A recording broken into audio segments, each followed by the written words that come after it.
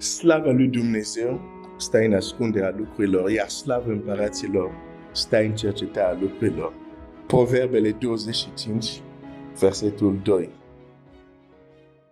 Cred că ți s-a întâmplat că mintea ta să vrea să facă ceva, dar în inima ta ești călăuzit de Dumnezeu să faci altceva. În această dimineață am zis, hai să mă întorc în cartea Esterei. Destul am vorbit despre ce am vorbit în ultimele zile. Dar eu, cum sigur ți-ai dat seama, nu urmăresc un manual. Nu am o carte de studiu. Când îmi zice, uite, capitolul 1, o să vorbim de asta, capitolul 2, nu am așa ceva. Mă rog și caut, deși nu reușesc totdeauna, dar mă rog și caut să fiu călăuzit de Dumnezeu. Și Dumnezeu care ascultă rugăciune mă ajută uneori, mă ajută să fiu călăuzit în ceea ce împărtășesc. Deci ai înțeles. Astăzi o să continui puțin ce am început să vorbesc. Deși vreau să mă duc eu în cartea Esterei, m-am rugat și, wow, dar nu e momentul. Și atunci mi-amintesc cuvintele care le-am primit de la Domnul.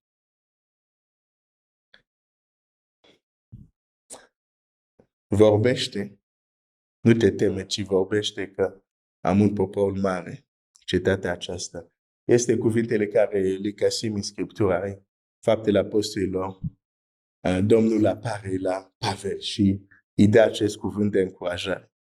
Și am avut o perioadă, era de anul trecut, unde parcă nu mai vreau să vorbesc de anumite lucruri și parcă Dumnezeu a știut. Eram într-o tabără. Studiam, au fost mai multe versete, dar de fapt eram într-un grup, ca să zic așa, și am primit acel verset. Și sunt activitate de grup uneori în tabere sau conferințe și era acest verset. Și când mă uitam la el, am zis, cred că Dumnezeu e pentru mine asta. Și am zis, nu, lasă, e imaginația ta. În același zi, la ora, nu știu, 10, foarte târziu, o soră a Dumnezeu să o binecuvinteze, care de obicei nu îmi trimite verset. Îmi trimite un verset și care exact același verset. Marturia 2 se etabli, este adevărată. Și am știut că Domnul îmi zicea, vorbește, văd că ți-e teamă să vorbești de anumite lucruri. Vorbește. Cam un popor mare, poporul meu trebuie să audă anumite lucruri. Deci, nu te supăra, încerc să fiu călăuzit. Și dacă sunt călăuzit să vorbesc despre asta, voi vorbi. Că până la urmă, înaintea cui o să dau socoteală. Nu înaintea ta, dar înaintea Domnului. Ok. Deci, în vremea lui Ilie, o să citesc din nou pasajul ăsta. Suntem în Ester, am plecat de la faptul că împăratul păstrează ce este mai bun pentru sfârșit. Din nou doar ne aduc aminte Luca 4, am citit asta ieri, versetul 27. Luca 4, 27. Înainte să citesc, azi e sâmbătă, deci o să dau bonus, nu o să mă limitez neapărat. Postez și asta un pic mai târziu, că eram tare obosit azi dimineață.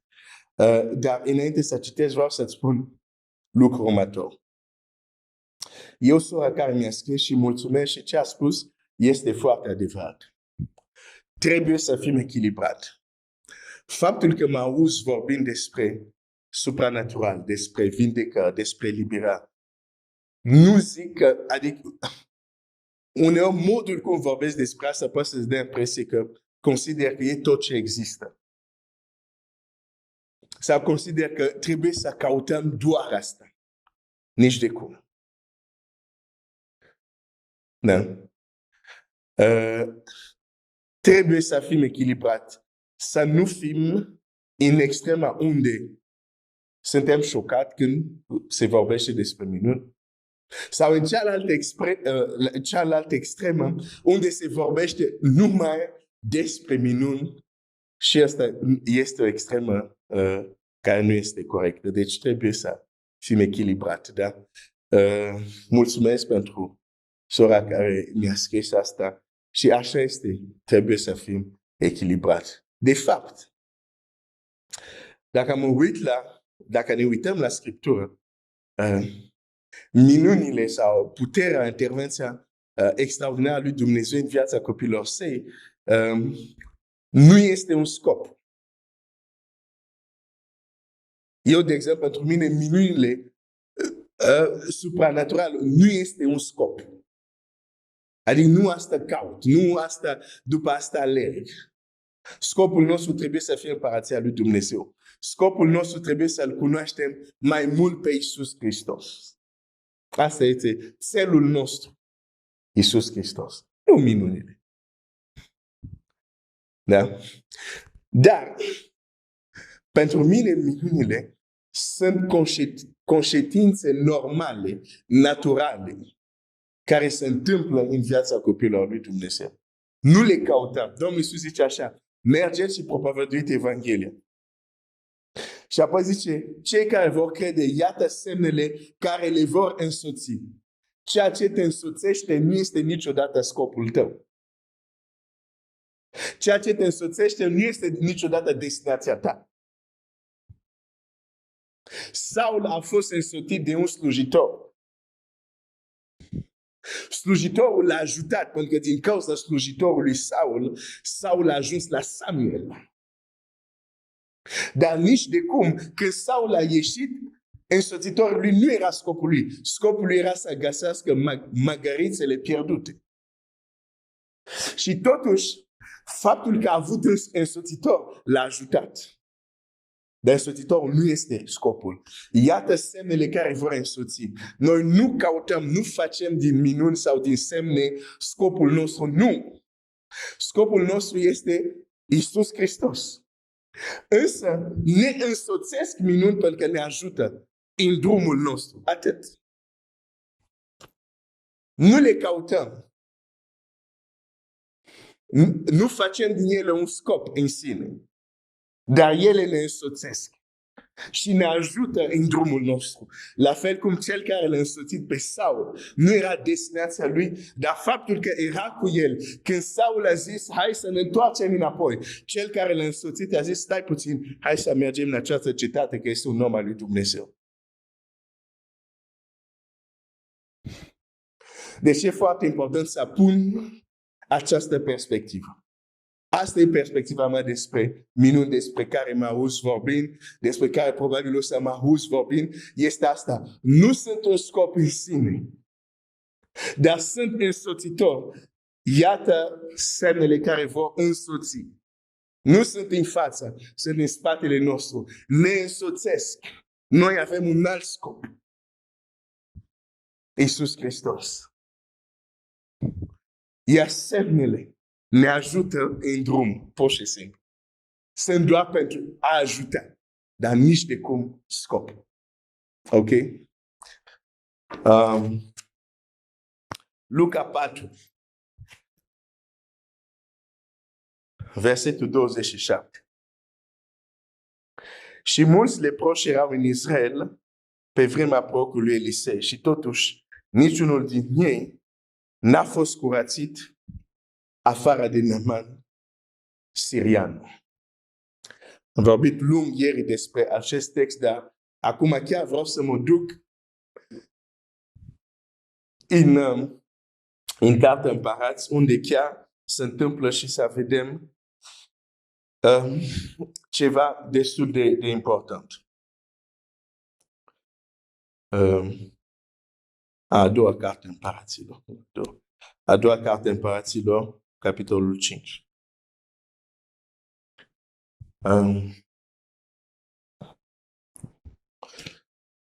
am întâlnit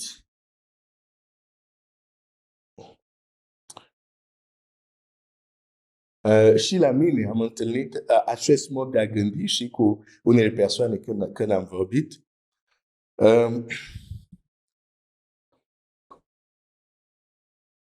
Lucrul următor. Dumnezeu este atotputernic, face ce dorește să facă. Și ceea ce este foarte adevărat, este suveran, lucrează în mod care nu le înțelegem dincolo de mintea noastră. E foarte adevărat. Dar a înțelege greșit acest lucru poate să ne ducă la anumite devieri. De exemplu, înainte să vorbesc despre în domeniul, de exemplu, când vorbim de manifestarea lui supranaturală în viața copiilor săi, hai să-ți dau un exemplu mai concret, adică mai simplu probabil de înțeles. De exemplu, ok, Dumnezeu este suveran. Face ce vrea. Bun. Dacă înțeleg greșit acest pasaj, s-ar putea să mă trezesc și să spun oricum Dumnezeu face ce vrea. Și e suveran. Dacă vrea să-l mântuiască pe vecinul meu, hai să merg înainte. Dacă vrea să-l mântuiască pe familia mea, pe rudele din casa mea care nu cunosc pe Hristos, să lucreze el. Oricum e suveran. Deci dacă vrea să-l mântuiască, să o fac. Și atunci nu mă rog, să nu mă duc eu să le vorbesc despre Evanghelia, pentru că consider că oricum Dumnezeu face ce vrea, că oricum, indiferent ce fac eu, oricum face ce vrea. Ok, ce ai spune la o astfel de atitudine? Să zic, nu le vorbesc de Hristos, că dacă Dumnezeu va să-i mântuie, se va ocupa de ei. Nu mă rog pentru ei să se pocăiască, că dacă Dumnezeu vrea, o să fie mântuit. Ce părere ai despre o astfel de atitudine? E clar că nu este corect. Hai să ne gândim la Domnul Iisus. Toată Scriptura vorbește despre unul, despre El.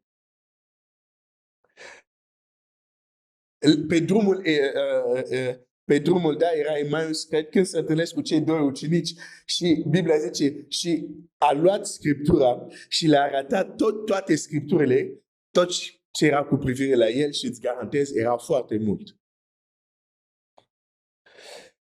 Și totuși, deși viața lui era anunțată de proroci, suferințele lui și apoi slava lui, deși toate astea erau anunțate, uneori chiar cu niște amănunte extraordinare. Când Domnul Iisus vine, când ajunge la maturitate, când știe cine este El și trebuie să împlinească planul Tatălui și știe foarte clar ce zice Scriptura despre El, Domnul Iisus nu zice, bun, bine, asta e planul. A fost prorocit, prorocii au zis, e clar, trebuie să se întâmple așa. Hai să aștept să se întâmple. N-a avut această atitudine. Deși era prorocit. Dar în mod activ, Domnul Iisus a căutat că ceea ce era spus despre El să se împlinească. Și o să citesc, și a zis asta pentru că era scris. A făcut asta ca să se împlinească Scripturile. Deci el nu stătea indiferent și zicea, nu, dacă e scris și e cuvântul lui Dumnezeu, trebuie să se întâmple. Eu oricum, că fac sau nu fac, o să se întâmple. Nu are această atitudine. Vedem că este omul care s-a pregătit cel mai mult.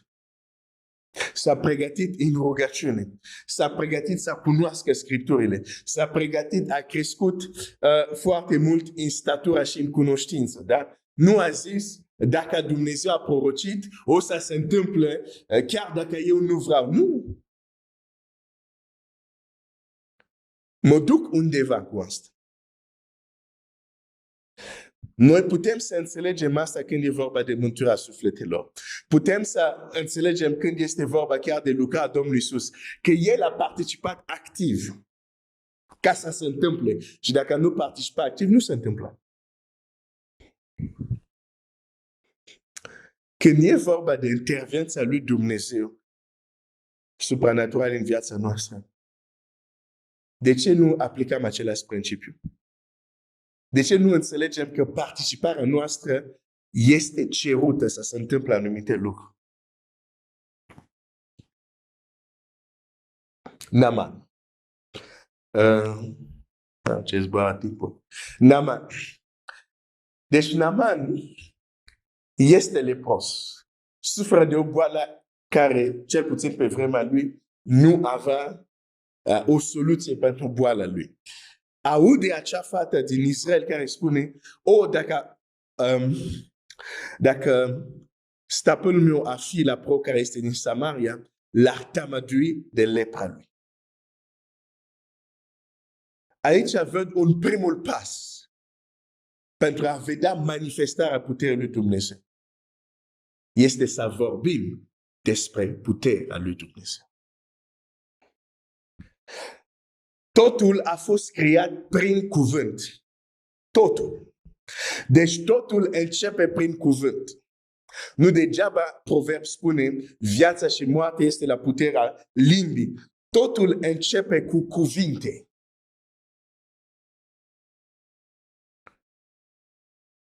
De aceea este important să vorbim de puterea miraculoasă a lui Dumnezeu. De aceea este important să spui la un bolnav, Iisus te poate vindeca.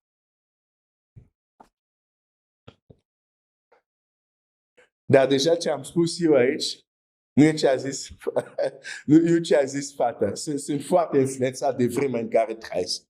Fata aceasta nu a zis, dacă te duci porocul acolo, te poate vindeca. Nu zice, te va vindeca. Chiar trebuie să-mi corectez limbajul. Știu că nu este greu, pentru că suntem prea mult obișnuiți cu poate, dacă.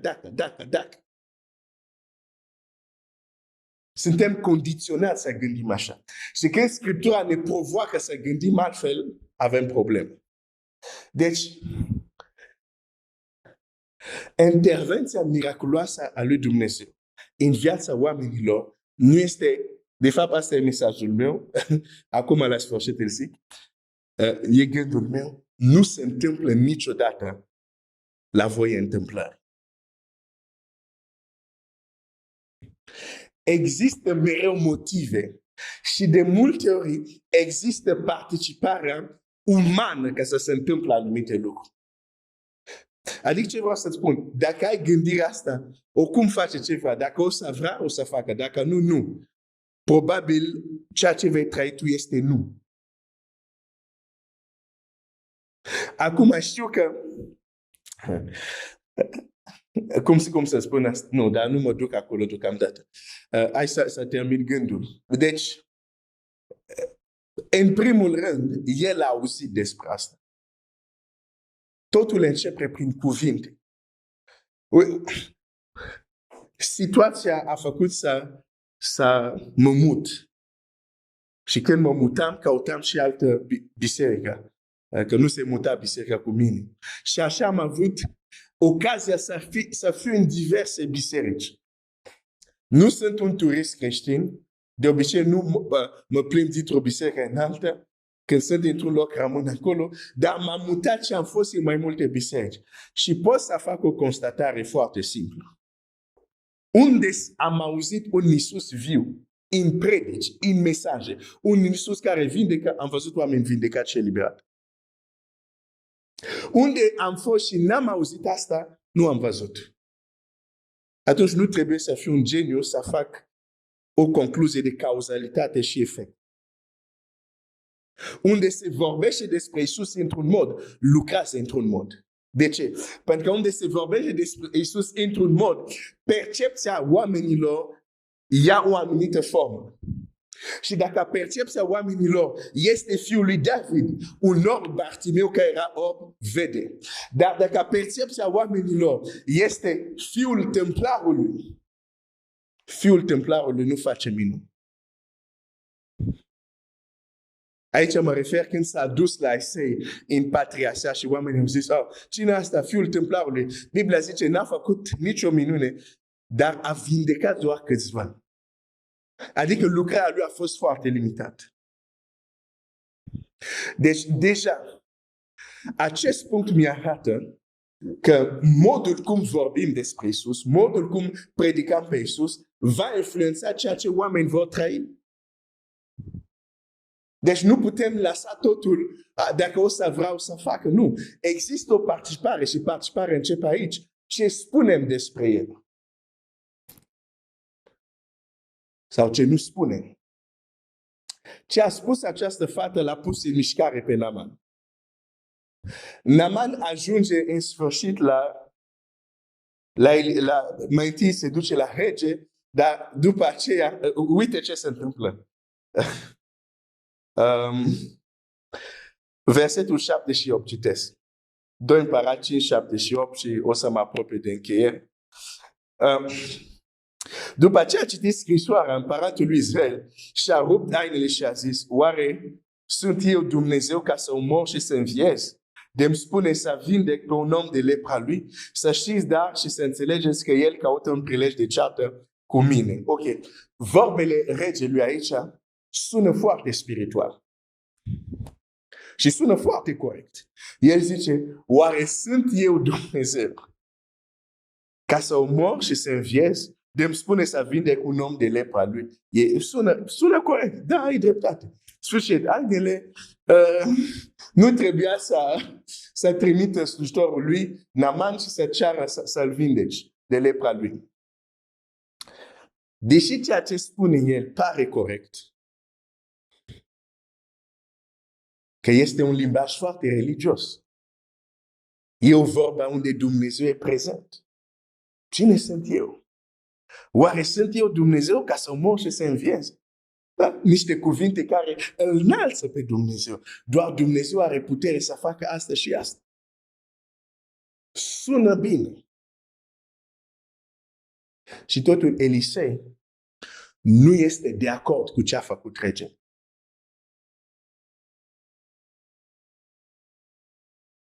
Răspunsul lui Elisei, versetul 8. Când a auzit Elisei omul lui Dumnezeu, că împăratul lui Israel și-a sfâșiat hainele, a trimis să spună la împăratul, pentru ce ți-ai sfâșiat hainele?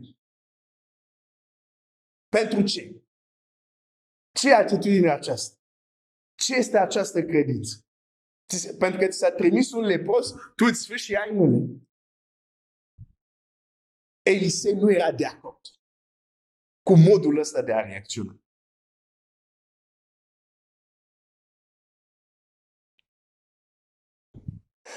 Împăratul zice, eu n-am ce să fac.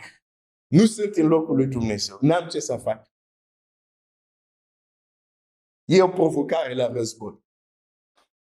Omul lui Dumnezeu zice, pentru ce ți-ai sfâșiat hainele? Vezi, amândoi sunt în Israel, dar n-au același perspectivă despre Dumnezeu. Amândouă sunt în poporul lui Dumnezeu. Și de asta nu mă aștept că în poporul lui Dumnezeu să gândim tot la fel. Nu. Unii își vor sfârși hainele înaintea lui unui lepros, iar alții o să zică, dar de ce v-ați sfârșit hainele? Ok. Și ce urmează mai departe e extraordinar. De asta îmi place tare mult de omul ăsta și de Ilie și de Elisei. Și Elisei spune așa, lasă-l să vină la mine și va ști că este un proroc în Israel. Ai văzut deja cineva care caută probleme. Leprosul nu a fost trimis la el. Regele zice, caută război. Elisei zice, trimite la mine.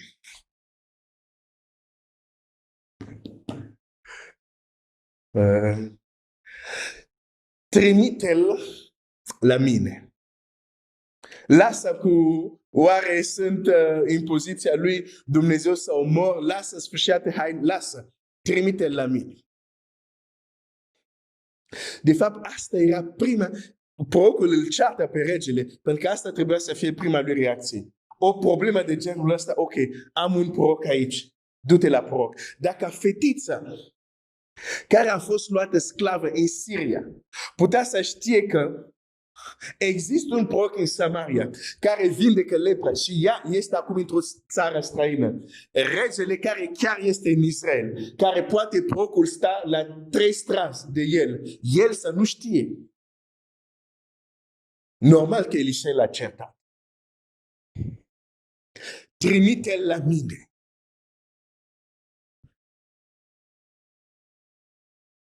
Elisei nu gândește, nu, dacă Dumnezeu vrea, găsește el adresa.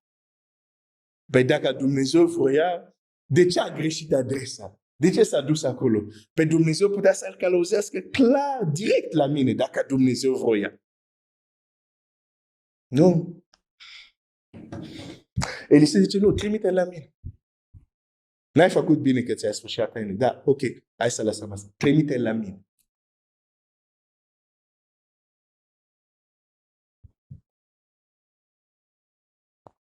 Și hai să ajung. Naaman a venit, versetul 9, cu cai și cu carul lui și s-a oprit la poarta casei lui Elisei. Elisei a trimis să-i spună printr-un son, du-te și scaldă-te de 7 ori în Iordan și carnea ți va face sănătoasă și vei fi curat. El a auzit, el a venit să caute vindecare. Dar uite acum ce se întâmplă. Dumnezeu, prin proroc, sau dacă vrei prorocul Elisei, îi spune, du-te și spală-te în Iordan de 7 ori. Acum, această minune despre care el a cautat-o, da? A plecat de departe, da? A cautat-o, el a îndemână, dar el trebuie să facă ceva. Trebuie să fie implicat. Reacția lui prima dată s-a mâniat și era gata să plece. Dar slujitorul lui a zis, dacă ți-ar fi cerut un lei cu greu, l-ai fi făcut.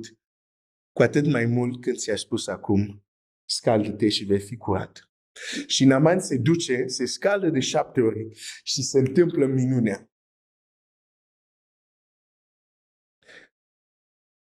Când citești această istorie, vezi că vindecarea lui Naaman de lepra nu a fost la voie întâmplări. A fost un proces unde atât el și alți oameni au fost implicați, nu doar Dumnezeu.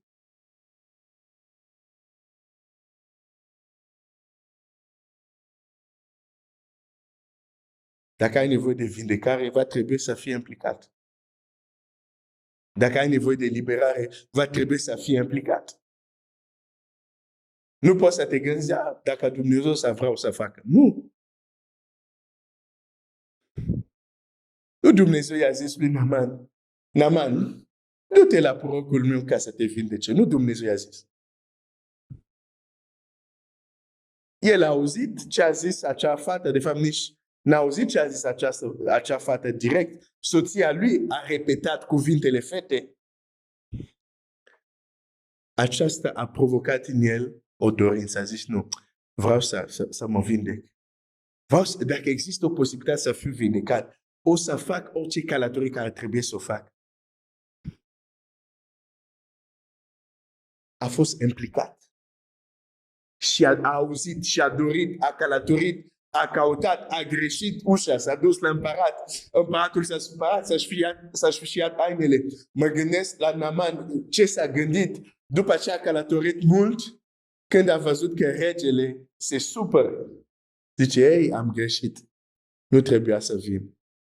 Ei, deci, visul meu s-a spulberat. De fapt, nu se poate. Lucruri, de fapt, care se întâmplă în viețile noastre, atunci când căutăm Dumnezeu să se atingă de viețile noastre.